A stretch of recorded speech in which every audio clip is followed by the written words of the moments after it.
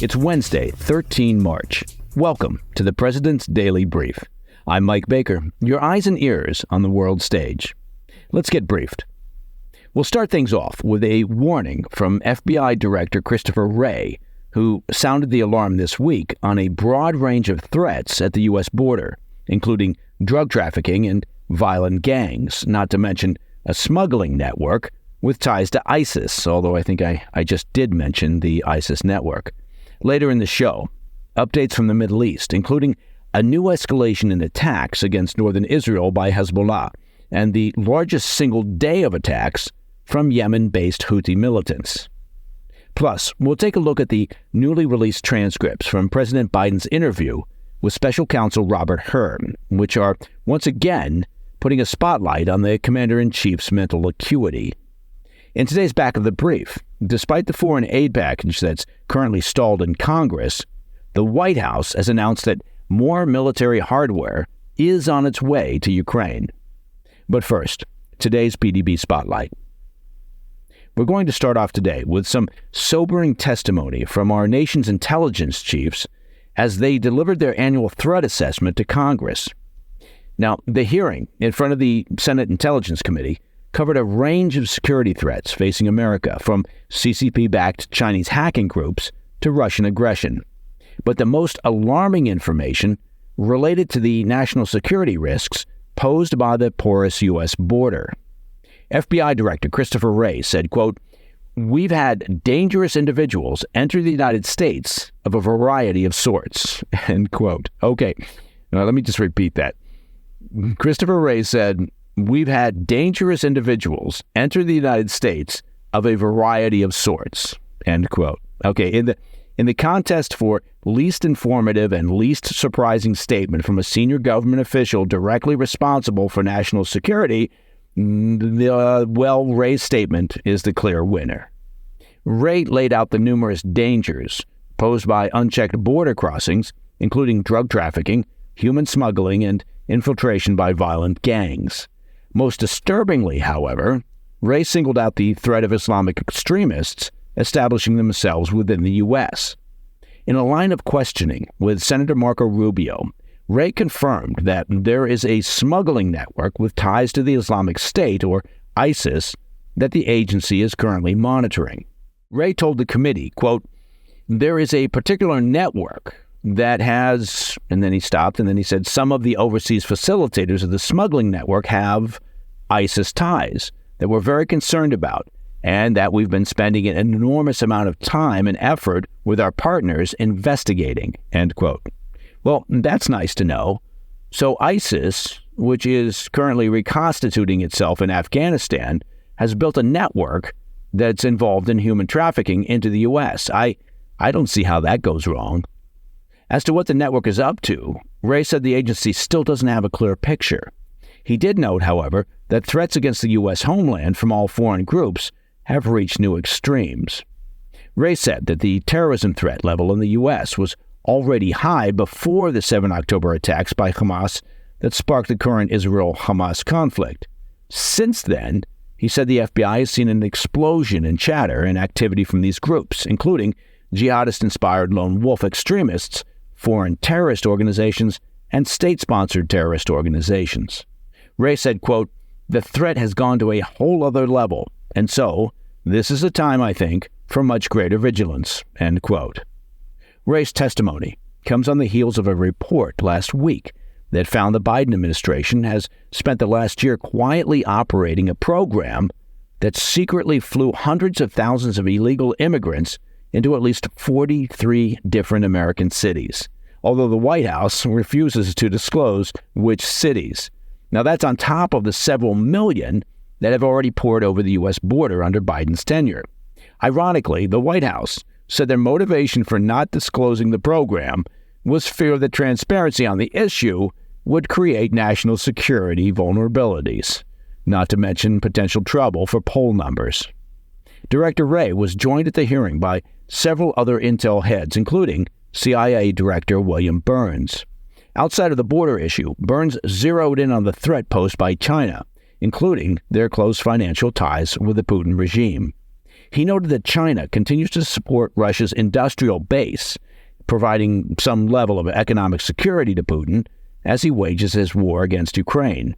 Separately, Burns also said there's a high likelihood that China will employ their sophisticated networks of hackers in an attempt to disrupt the upcoming presidential election. On the issue of Russia, Burns spoke to the strategic importance of Ukraine, arguing that if the U.S. does not continue to support leaders in Kyiv with fresh funds and military aid, the U.S. risks encouraging other adversaries to pursue their own territorial ambitions. Burns is particularly concerned about China's future plans for Taiwan and said they're keeping a close eye on how the U.S. handles Putin's current aggression in Ukraine. America's intel chiefs agreed that the world is currently facing a unique convergence of foreign threats that risk destabilizing global order if we're not careful. Well, it's nice that they all agreed on that. Their threat assessment report concluded, quote, an ambitious but anxious China, a confrontational Russia, some regional powers such as Iran, and more capable non-state actors are challenging long-standing rules of the international system as well as U.S. primacy within it, end quote. So, in the words of Carl the Greenskeeper in Caddyshack, we've got that going for us. Now, coming up next, tensions rise in the Middle East with a surge in attacks by Hezbollah in northern Israel and renewed aggression from Yemen's Houthi militants. We also examine the release of President Biden's interview transcripts with Special Counsel Robert Hurr, reminding voters that it's not the age, it's the mental acuity. I'll have those stories when we come back. Welcome back. I want to turn now to the Middle East, where any hopes of a quiet start to the Muslim holy month of Ramadan were dashed this week as Iran's proxies continued to carry out attacks. We'll start in Israel, where Hezbollah continues its attacks on the country's northern frontier. According to Israeli defense forces, the Lebanese group fired more than 100 Katyusha rockets into northern Israel on Tuesday morning. That's one of the heaviest barrages since October 7th. There have been no reports of injury or damage due to the attacks, and many of the rockets were intercepted by Israel's Iron Dome air defense system.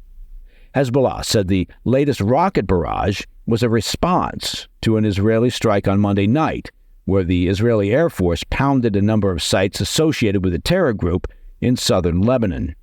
Following Tuesday's rocket attacks, Israel's national security minister slammed the Israeli defense minister, Yoav Gallant, for not doing enough to stop Hezbollah. The national security minister said in a statement, Gallant, the military is your responsibility. What are you waiting for? We have to start attacking. War now, end quote. The IDF announced on Tuesday that it has attacked Hezbollah around 4,500 times in Lebanon and Syria since the start of the Gaza war 5 months ago. The attacks have resulted in the death of over 300 Hezbollah terrorists and injured over approximately 750 of them. Now, 5 senior commanders were among those killed, and dozens of terrorist cells that directed or fired anti-tank missiles and rockets at Israel have reportedly been eliminated. The violence in Israel's north has displaced about 80,000 Israelis from areas near the border with Lebanon, and a similar number of Lebanese have fled their homes on the other side. Now, turning to the Red Sea and Yemen's Houthi militants, the Pentagon said U.S. and coalition forces thwarted the largest single drone attack since the start of the war in the Red Sea this weekend. On Saturday, U.S. Central Command announced that warships engaged and shot down at least 28 unmanned aerial vehicles. No U.S. or coalition Navy vessels were damaged in the attack, and there were also no reports of damage to any nearby commercial ships. Following the weekend's attacks, the U.S. carried out 6 strikes against the Iranian-sponsored Houthi targets in Yemen. All right, I want to shift gears to domestic politics as former Special Counsel Robert Hurr testified to Congress on Tuesday about his report into President Biden's handling of classified documents. As you'll likely recall, the report caused an uproar among Democrats in our nation's capital when it was released in February for referring to Biden as a, quote, elderly man with a poor memory, and for arguing that Biden's diminished mental state influenced the DOJ's decision not to charge Biden with any crimes in the document's case. Now, ahead of the testimony, a transcript of Hurr's interview with Biden was released, adding, frankly, more fuel to the fire surrounding Biden's mental capacity. The interview was full of rather damning exchanges where Biden repeatedly confused countries and timelines of significant events, according to a report by Axios. In one exchange, Biden could not recall basic dates, such as what year he announced he would run for president, what year he stopped serving as vice president, and what year Trump was elected. His lawyers had to repeatedly step in to offer corrections. Notably, Biden also struggled to remember the year his son Beau Biden died. Despite claims by the White House that Hurr had inappropriately asked about Beau, the transcript shows it was actually Biden who brought up his son. Speaking about the years between 2017 and 2018, Biden said, quote, "Remember, in this time frame, my son is, either been deployed or is dying, and so what was happening, though? What months did Beau die?" End quote. Okay, that's somewhat confusing. A White House lawyer ultimately had to step in, clarifying to Biden that his son passed away in 2015.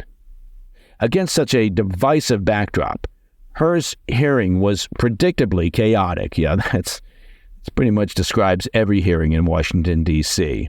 Democrat members accused the former special counsel of using his report as a political weapon to attack and smear Biden and to sow doubt about his mental state among the American public. Well, I, for one, am just happy that the Democrats have never weaponized anything for political gain. Some also accused her of having a political bias, given his appointment by former President Donald Trump, and they claimed he was using his office to help Trump get elected in November. Now, when asked if his report exonerated Biden of any wrongdoing, Hurr pushed back, noting that his job was simply to determine if there was a strong enough case to secure a conviction at trial. He felt that while there was evidence that, quote, pride and money were factors that motivated Biden's actions, he did not feel, particularly given Biden's age and mental capacity, that a conviction was probable if he took it to trial.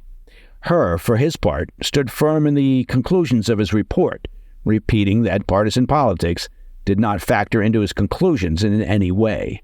Now, for what it's worth, I'll just point out that every congressional or Senate public hearing is a complete carnival freak show. The goal is to get yourself on TV for a couple of soundbite moments.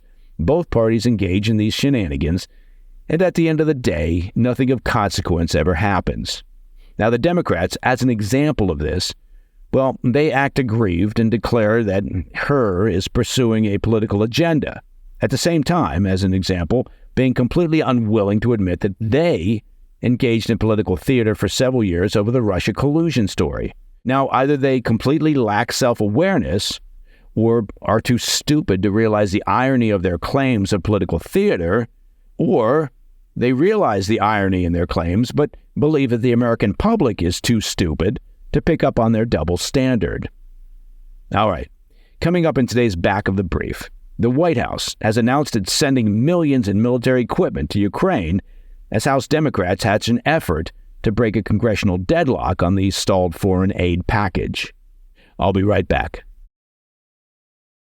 In today's Back of the Brief, the White House has announced an emergency $300 million military aid package for Ukraine, and that's the first new package for the country since funding ran out in late December.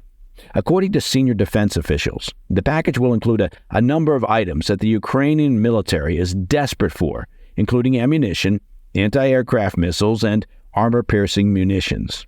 Defense officials have also told reporters that the package is likely to include Army tactical missile systems, also known as ATACMS.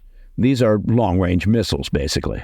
White House National Security Advisor Jake Sullivan said, quote, "This ammunition will keep Ukraine's guns firing, but only for a short period. It's nowhere near enough to meet Ukraine's battlefield needs, and it will not prevent Ukraine from running out of ammunition in the weeks to come," end quote. Now, this new package isn't part of any new congressional authority, but it's a one-time deal based on the president's drawdown authority, which allows him to pull equipment from current U.S. military stockpiles. According to Pentagon officials, the funds for the drawdown come from savings made by renegotiated contracts over the past several months. So in other words, this is clever Pentagon accounting. Meanwhile, some members of the House have officially launched an effort to break the impasse on the stalled foreign aid legislation. House Democrats have begun gathering signatures for what's called a, quote, discharge petition, which can bypass the Speaker's control over which bills come up for a vote. Now, for the petition to be successful, it must be signed by a majority of lawmakers, or essentially 218 members.